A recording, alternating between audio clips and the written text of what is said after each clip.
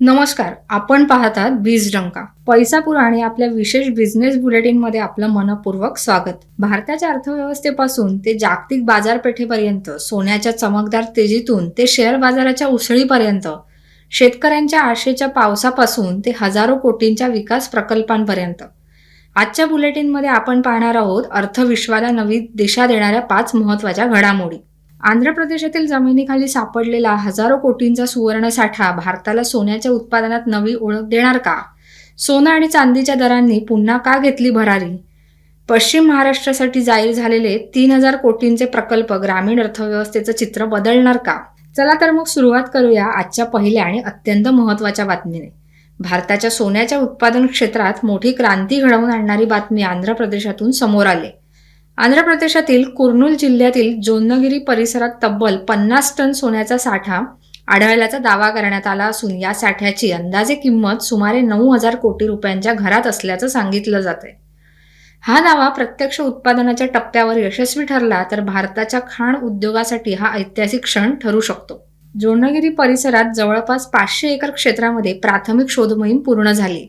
मात्र प्रकल्पासाठी उपलब्ध असलेले क्षेत्र जवळपास 1500 एकर इतकं असल्याने भविष्यात आणखी मोठ्या प्रमाणात सोन्याचे साठे सापडण्याची शक्यता व्यक्त होते. त्यामुळे या भागात केवळ देशातीलच नव्हे तर आंतरराष्ट्रीय खाण कंपन्यांचं लक्ष लागलेलं आहे. विशेष म्हणजे हा प्रकल्प स्वतंत्र भारतातील पहिला मोठा खासगी सुवर्ण खनन प्रकल्प म्हणून ओळखला जातोय.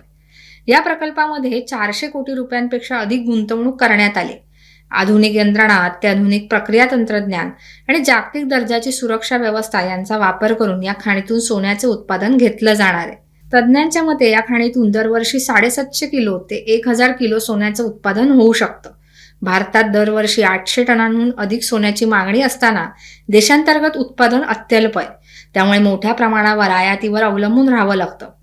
आयातीमुळे परकीय चलनावर मोठा ताण येतो. अशा परिस्थितीत जोन्नगिरीसारखे प्रकल्प देशासाठी अत्यंत महत्त्वाचे ठरतात.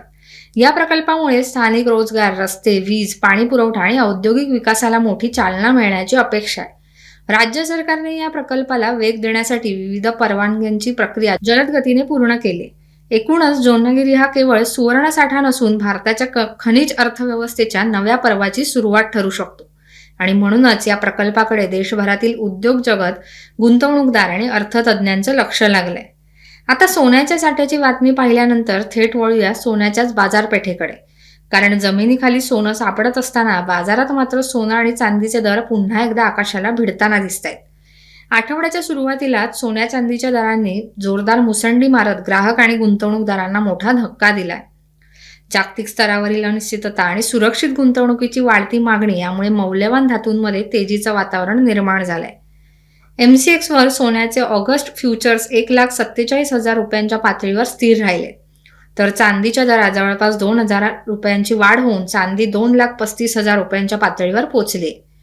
मुंबईच्या सराफा बाजारातही सोन्याचे दर उच्चांकी पातळीवर कायम आहेत.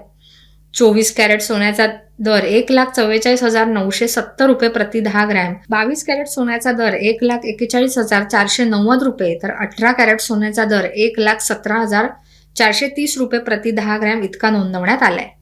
जागतिक बाजारपेठेत डॉलरमधील चढ उतार, मध्य आशियातील तणावपूर्ण परिस्थिती, अमेरिकेच्या व्याजदर धोरणाबाबतची अनिश्चितता आणि सुरक्षित गुंतवणुकीची वाढती मागणी यामुळे सोन्याला मोठा आधार मिळतोय. विशेष म्हणजे गेल्या काही वर्षात सोन्याने सातत्याने नवे उच्चांक गाठले. त्यामुळे दीर्घकालीन गुंतवणूकदारांना मोठा फायदा झाला असला तरी नव्याने गुंतवणूक करणाऱ्यांसाठी वाढलेल्या किमती चिंता वाढवणाऱ्या ठरत आहेत. अर्थतज्ज्ञांचं म्हणणं आहे की जागतिक पातळीवरील तणाव कायम राहिला तर सोनं 1.5 लाख रुपयांच्या दिशेने तर चांदी 2.5 लाख रुपयांच्या दिशेने जाऊ शकते.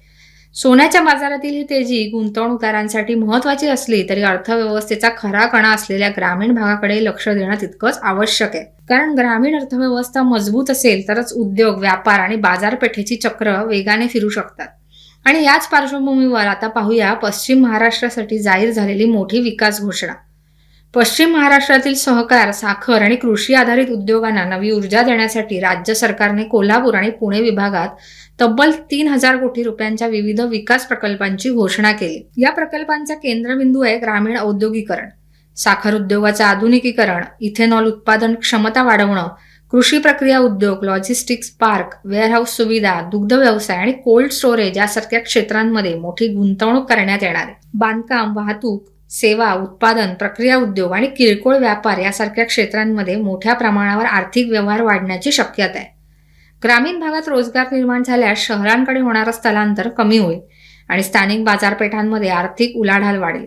त्यामुळे या घोषणेकडे पश्चिम महाराष्ट्राच्या आर्थिक परिवर्तनाची सुरुवात म्हणून पाहिलं जाते. मित्रांनो, उद्योग आणि रोजगाराला चालना देणारे प्रकल्प महत्त्वाचे असतातच, पण या सगळ्याचा पाया असतो ते शेती, आणि शेतीसाठी सर्वात महत्त्वाचा घटक म्हणजे पाऊस.